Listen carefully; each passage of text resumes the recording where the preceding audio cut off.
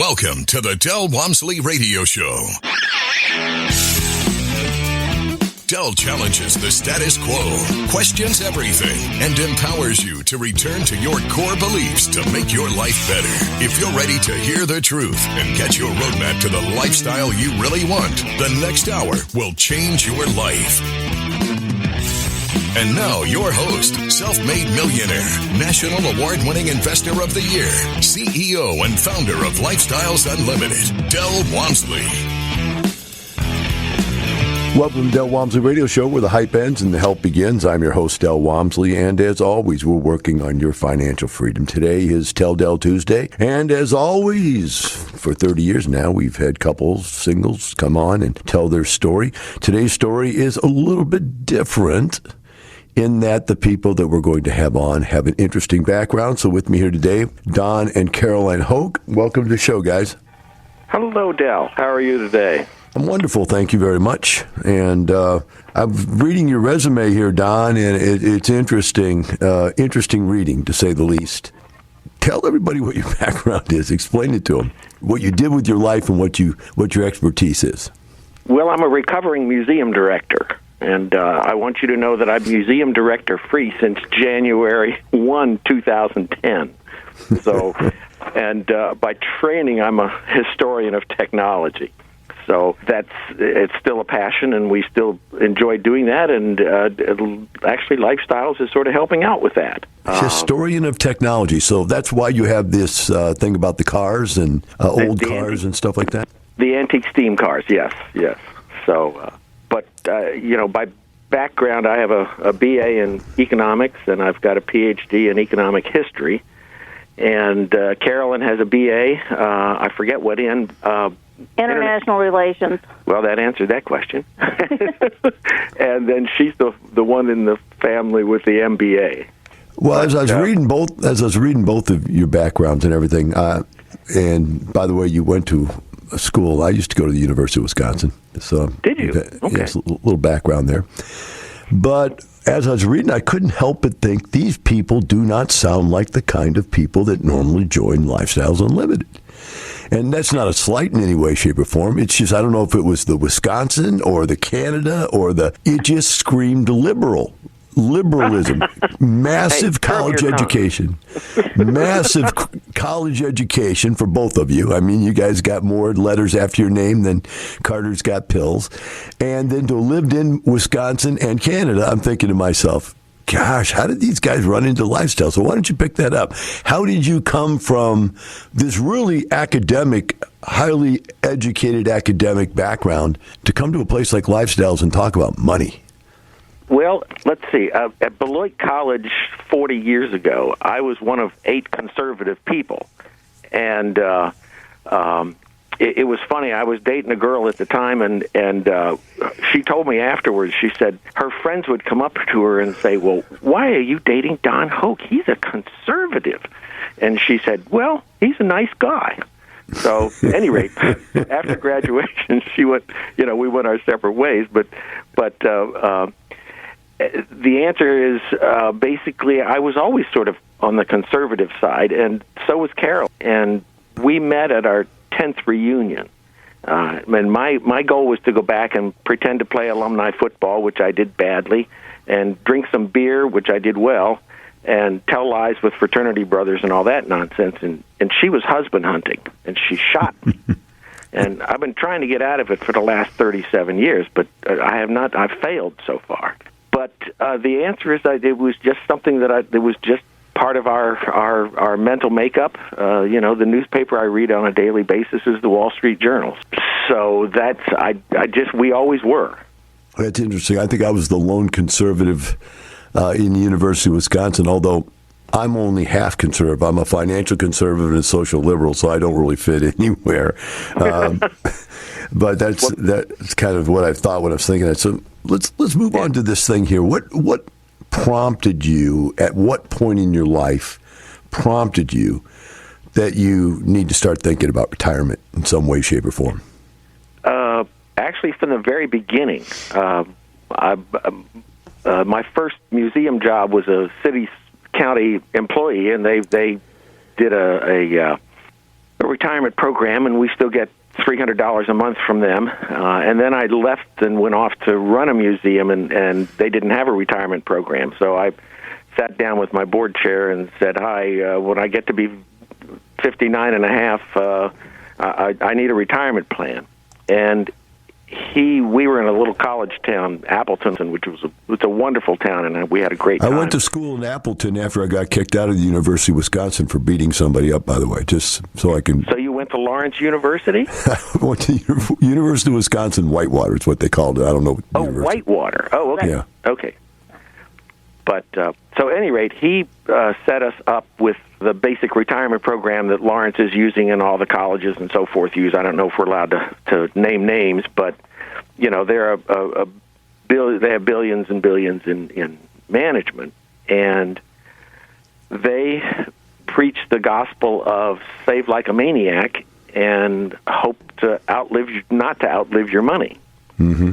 And so we started doing that in the mid-'80s when we got to Appleton, and we did that for the next 35 years. We just saved like crazy. And to their credit, this company did exactly what they said they were going to do. I mean, they would sit down with us, and the guy had this, quarter-inch thick report, and he said, we ran 342 regressions on your program, and there's a 98.3% chance that you won't run out of money by the age of 95. And so we were looking at that, and in 2013, I will tell you the world's worst real estate story. I almost committed suicide over this, I want you to know. But we bought a house when we got married in 1984 in Milwaukee, and it was on the bluff overlooking the lake, and you could see the yacht club and the bridge and downtown, and it was glorious. And then a year later, I got a job, left Milwaukee, and we went to Appleton and rented this house. And we had no clue as to what we were doing. And so we struggled with it for a year or two, and it was a problem and a hassle, and so we sold it. And I think we paid $85 or $86 for it and sold it for $93 or $95, something in that range. I mean, we made money. It's okay. Fast forward to 2013, we take our daughter, after she graduated from Chicago, to Milwaukee for a day. We drive in front of the house, and the house next door is for sale. And so I said to my daughter, call up the real estate agent, find out how much that house is. So she, blah, blah, blah, blah. She says, Daddy, it's $640,000. I said, no, it's not. I'll call the real estate agent. Oh. It was $640,000. Here's the 4x4 upside the donkey's head. After 35 years of saving, I had less than $640,000 at the bank in my retirement program.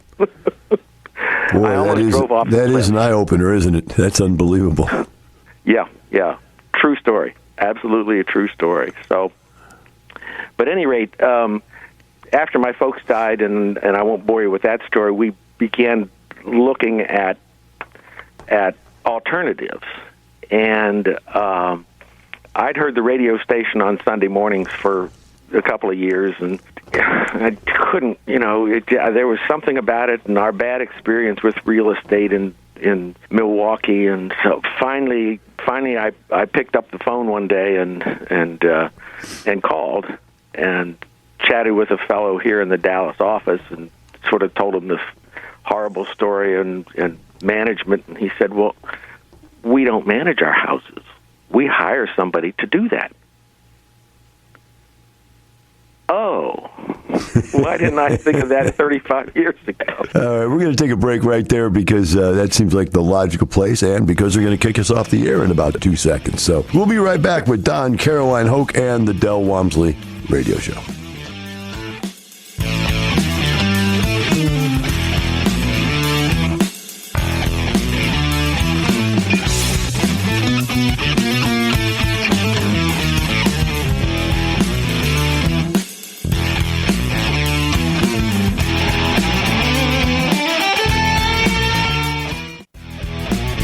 Welcome back. Now here's some more unconventional wisdom to set you free from the man on a mission to retire America, one person at a time, Del Walmsley. Welcome back to the Del Walmsley Radio Show. If you're just tuning in, with me here today on Tell Del Tuesday is Don and Caroline Hoke out of Dallas, Texas. They're currently sitting on 2,521 units. Seems like a lot? Yeah, it's quite a few. And they've been doing this now successfully for quite some time. So let's go ahead and bring them back. And Don, I cut you off when we went to break because they were going to kick us out. Let's talk about you listening to the show on the weekends and what you thought about it. And take it from there. It was very interesting because I kept hearing sort of the same thing over and over again, and I kept thinking, oh, we had such a horrible experience with real estate in Milwaukee, and it took longer than it should have taken for me to get beyond that and actually pick up the phone and call somebody in the Dallas office.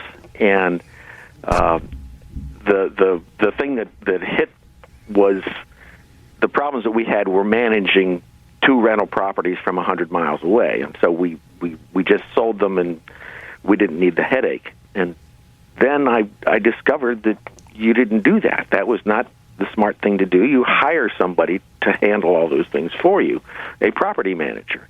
And back in the 80s and early 90s, we just didn't know that. We just didn't understand that. So at any rate, I wandered over and chatted with a couple of folks, and they said, hey, come on Thursday night and listen and see what you think. And so I did, and it really piqued my interest. I said, wait a minute, I don't have to hire somebody to manage single-family houses, and what's this thing about multifamily all about? And so Dave Fisher was teaching the 2-day that weekend, and so I gave him my credit card and said, well, how bad can it be? And so I spent 2 days listening to David Fisher, and as all of our members who have ever met Dave know, he's not exactly Mr. Milquetoast. So, at the end of the 2 days, I was looking at what I had and the potential to change that. I joined. So, and it's been a fun ride ever since, I have to tell you. So, Carolyn, did you go to the 2-day also?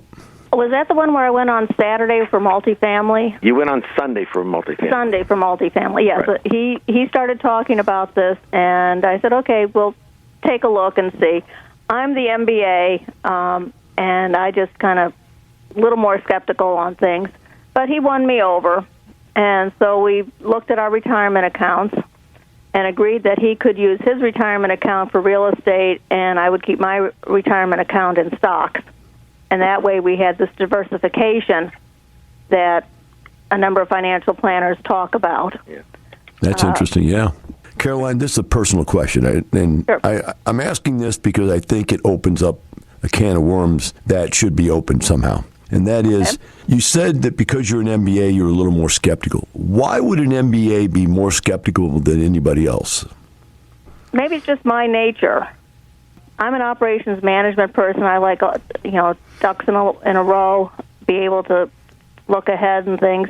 And I just was not sure on this real estate thing. But he's won me over. And I'm a joint on everything that we do. Of course, living in Texas, you kind of have to be. And I'm not quite sure if having the MBA helped or hindered on this one, except that I look at numbers, and the numbers started looking good. So I said, okay, go ahead, do it, use your money. Well, the point I was getting to, Carolyn, is that, and by the way, everybody in my family, every single person in my family except me is a professor at a university somewhere, okay? That's my family. Okay. So I come from people that have high educations, right? I don't, but they do. So my thought was, as I heard you say that, is it because you invested so much to get a degree that you believe that everything in life has to take a long time and a lot of education and go to a traditional school to get that information? Is that the reality? Not at this point, no. at this point, now back in the 70s when we were doing our undergraduate and graduate work, that was the path that was expected. Today, you can make more money being in the trades and not get that college education. So I would encourage anyone who's not that keen on college and who likes to work with his or her hands to look at the trades. Okay, one more slice at this thing, and then I'll let you go. Okay. But this is the kind of stuff that interests people out there because they have to think about things. So what about the possibility that MBAs just think they're smarter than everybody else and that nobody else could come up with something that's really incredible except them because they're MBAs? Is that a possibility? If you're MBAs out of certain schools, you have that mindset because the professors there teach you that mindset. You've come out of this Ivy League school, so therefore you know everything. Gotcha. And the reality is you don't know everything. We're out there learning every day and taking the best advice that we can find for whatever we're doing. So, and that takes a while for a person to learn, is that, hey, I am not the smartest, and there are people out there I should be going to. And I think that's where Lifestyles comes in, particularly with Don, where he was thinking, this looks interesting. He got in, started the program, and said, yeah, this will work for us. The thought I've always had is that higher education was designed to create a critical thinker. That you learn to learn is what going to more school does. It teaches you how to access information, which in this day and age, my gosh, with kids, there's nothing that gets discussed at a bar side or a table or a kitchen table that you don't pull out Google and the argument's over. You know what I mean? It's like, I know that I know. No, you don't know anything. Look, Google, there it is. There's the facts right there. Boom, 5 seconds. So yeah, and how much is actually on Google and these other platforms? So I think colleges have gotten away from teaching that critical thinking. They're not encouraging discussion in the classrooms and outside the classrooms. They're trying to stifle some of that. And I think that's hurtful in the long term because you just aren't learning how to think critically. I agree. Don, you had something you wanted to say, and I was deep in my conversation with Caroline. What was it you were going to bring up? No, when she was talking about how we decided that I would play with my money and she would keep hers in the stock market, my only comment was happy wife, happy life, So it's learning to live together and compromise and make sure that everybody's comfortable with where we're going from here. So that's that 36 years of training you've been under. That gets you to that realization. I have it too. All right, we're going to take a short break now, and we'll be right back with Don and Carolyn Hoke in the Del Walmsley Radio Show.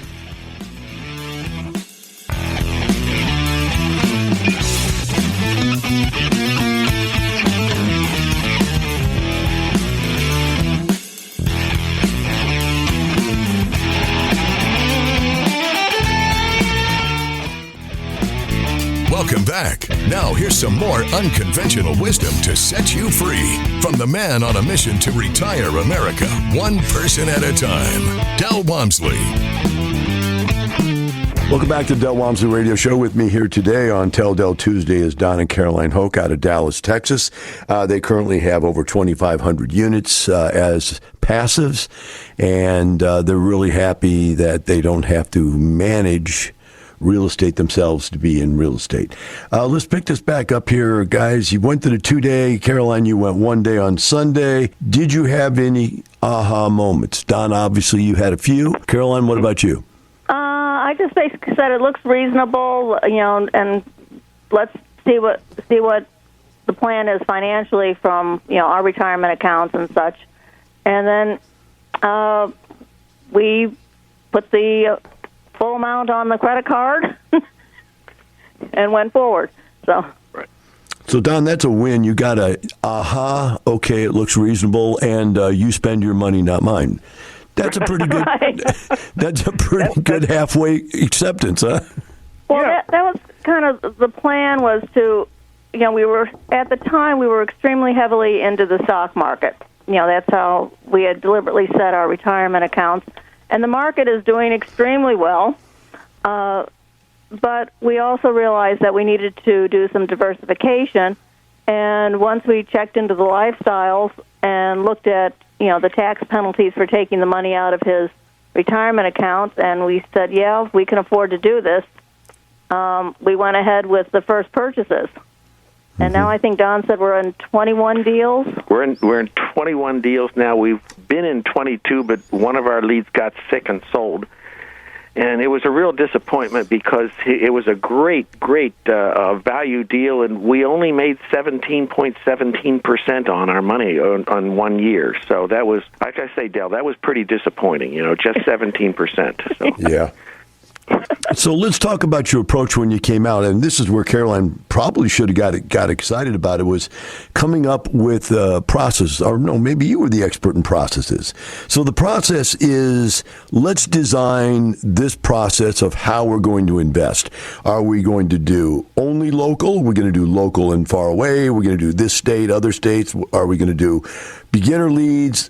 Are just only successful leads? Are we going to do value plays? Are we going to do, yield plays? Are we going to do yet? And when you throw all those together, that becomes quite a matrix to plan out.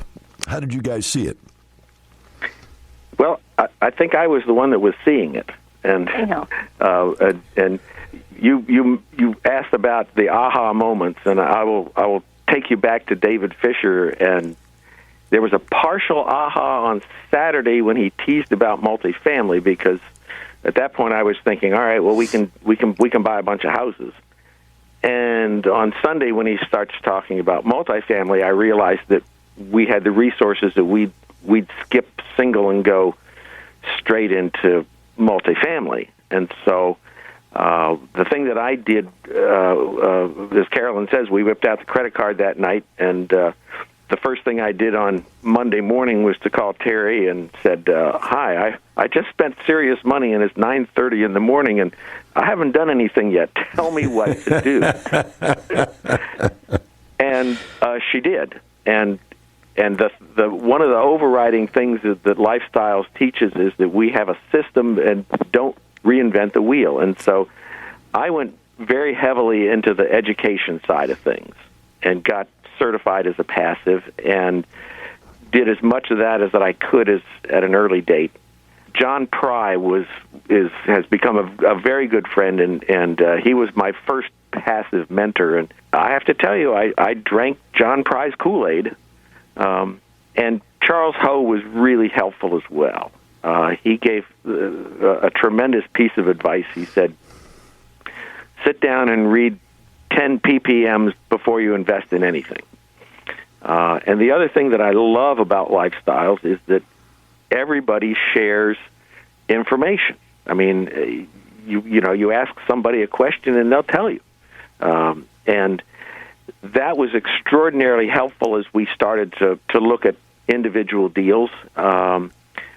We stayed basically in Texas for the first year and a half or so, and then we heard about a little bit more about Arizona, and so we talked with some people out there and talked with folks who had invested out there and what leads they liked and so forth. So we have a couple of deals in Arizona that are doing very nicely as well. But it was a learning process.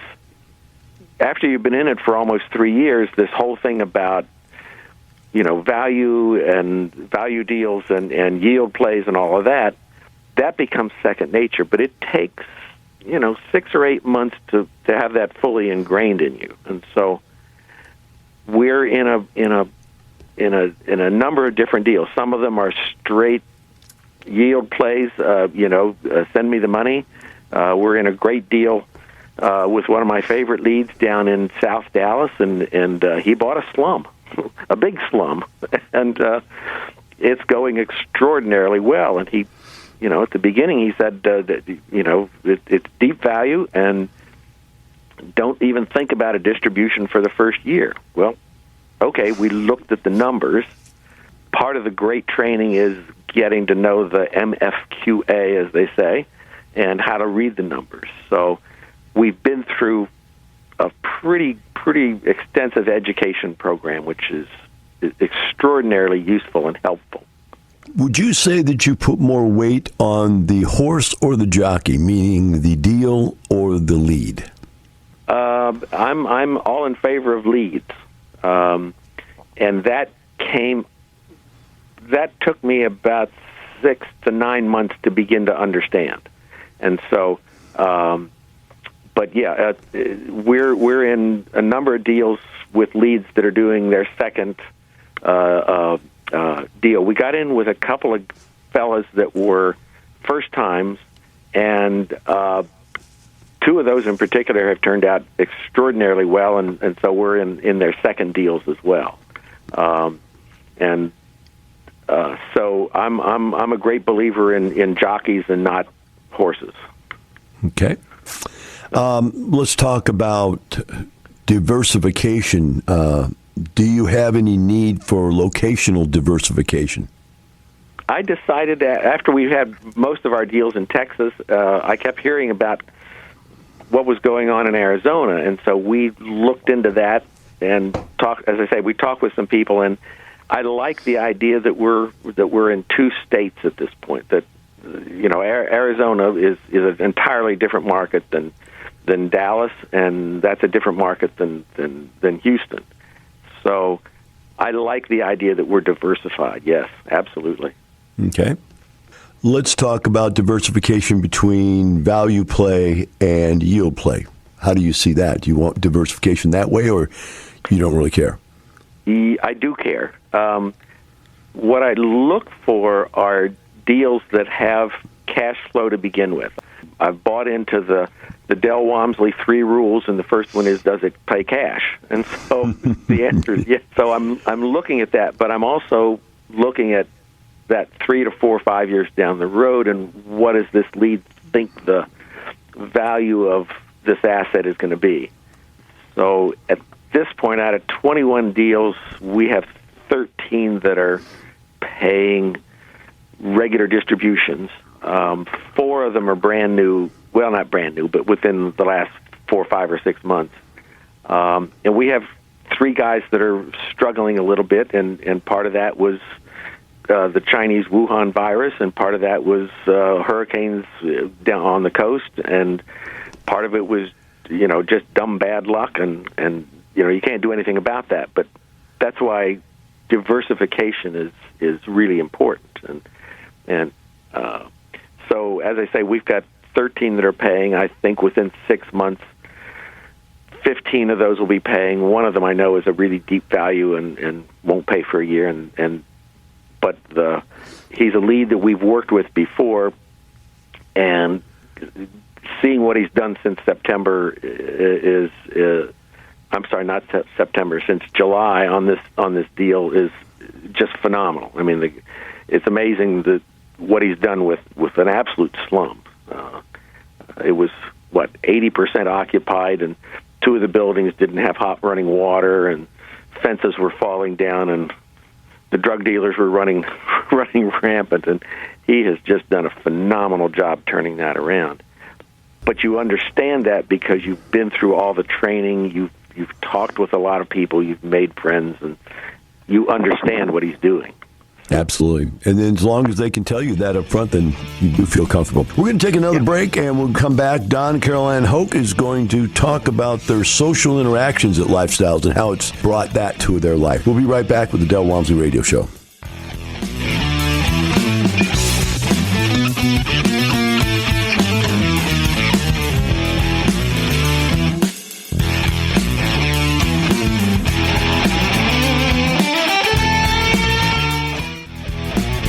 Welcome back. Now here's some more unconventional wisdom to set you free from the man on a mission to retire America, one person at a time, Del Walmsley. Welcome back to the Del Walmsley Radio Show. With me here today on Tell Del Tuesday is Don and Carolyn Hoke out of Dallas, Texas. They currently have around 2,500 units that they're passively invested into, accumulating them over the last 3 years. And when we come back here, what I wanted to talk about was, what did your friends and family think about you getting into this, Don or Caroline? Experiences from those around you. Well, right now we have a skeptical daughter, but she's just, still young. We need to kind of bring her along. She's living out in California, And we just need to make her understand that Mom and Dad are not risking their retirement funds by doing this. And we're not kicking poor people out onto the street. That was her main one. Yeah. Was that? Boy, you raised her in what? What states did she get raised in? She get raised in Texas and Dallas, or Yeah, primarily here in Dallas. Oh, she was okay. 4 years old when we moved to Dallas. Yeah. I guess going to California though could disrupt all that good Texas learning, huh? Oh, definitely. But outside of that, I don't have a family, so it's just me. And Carolyn has other siblings, and I don't know that we've had any great conversations with them. I don't think we have. We're all kind of live very independent lives, and so everyone seems to be comfortable in what they're doing. So we just haven't talked about it on there. But weren't you a teacher, Caroline, at one point? No. I worked on the facility side at a independent girls' school. Yeah. So Okay. I've never taught. No. I had a teaching assistantship at the University of Delaware, and I hated every last second of it. I would have been a terrible teacher. So, but Well, let's talk about, since you didn't come in with a bunch of friends and family, let's talk about where you're at socially within the group. Did you find it interesting that people were so open? Yes. It's just it's a very friendly group of people. The unfortunate thing is that during the first year or so, we were I was still working, so we didn't do a lot of social interaction as a couple. For example, Don would go down to the Houston show, by himself because I couldn't get the time off. Bad time of year. But now that I've retired, I joined him at the conference over in Irving and had a great time meeting, other investors and learning their stories and just kind of getting to know some people. So. Yeah. And we've had some folks over for dinner before the virus nonsense started, and Carolyn's exactly right. We've met a whole bunch of wonderful people, and they are like-minded individuals, and so now that things are loosening up a little bit, I'm hoping that we can do a little bit more entertaining in the Dallas area and get to know some folks a little better. There are a couple of them that live literally down the street. So, but yeah, they just absolutely wonderful people. That's all I can say. Were you surprised, Don, on how open they are about money? I mean, it's one of those things like when I grew up, the kids never even spoke to their parents about money. Parents would definitely not tell the neighbors how much money they had, or anybody for that matter. And now we just sit there and go, like, yeah, I just rounded the corner from 1 million to 2.5, and it's an amazing thing to me. It just blows my mind. How about you? What did you think about that? Yeah, same thing. What do you think, Carolyn? Well, I think definitely in the group, a lot of these people seem to be very modest about their accomplishments. Within the group, if they're talking like to you on the radio, they might be a little more open. But what I found was that people don't flaunt their wealth. You meet individuals, you don't know whether they're in the below $1 million, above $1 million, below $250,000. You have no idea what their background is, except that they have found something that they're enjoying. They feel they're being successful in it and having fun. Have you ever sought out other passives for information? Oh, all the time. Absolutely, yes. I'll often pick up the phone and talk to people and say, what do you know about this lead, or what do you know about that lead, and somebody will be a KP on another deal, and you'll look at that, and so you can pick up the phone and call that fellow and say, well, what do you think about so-and-so's second deal, and they're just very open. I mean, they will tell you, and if they've had a bad experience, they'll tell you that too. So reputation is really important in this organization. I thought it was interesting. I had to put a rule in the white paper that lead investors had to disclose their membership list to the members themselves. In other words, they didn't want people to get together and talk about them behind their back, I guess. So we had to make that officially a rule. That's a funny one there. But I think it's important that people share that information, because how else do you get it? I mean, that's the problem out there in the investment world today. You got a stockbroker trying to sell you something, but you don't really know what's going on with that business, the inside scoop. Right. Yeah. So what's the future look like for you guys? Our plan was to do 3 years of investing and then reinvesting every penny from lifestyles, but we're not spring chickens anymore, and we've got our health, and our goal is to spend our daughter's inheritance, and so the idea is to leave her with a $5 check that bounces and 20 credit cards that are maxed out. So we've started to travel now that things have loosened up, and we're still playing with antique steam cars, and I'm still writing books, and Carolyn's getting involved in volunteer stuff these days, and so lifestyles really contributes to that. I told Carolyn the other day, I said, January and April and July and October are all Christmas months for us. So that's when the distributions pay. It's the Christmas season. Well, guys, I got to thank you for coming on and sharing your story with everybody. And for the rest of you out there, remember this. It's not the money. It's the lifestyle. Have a great day. We'll see you tomorrow.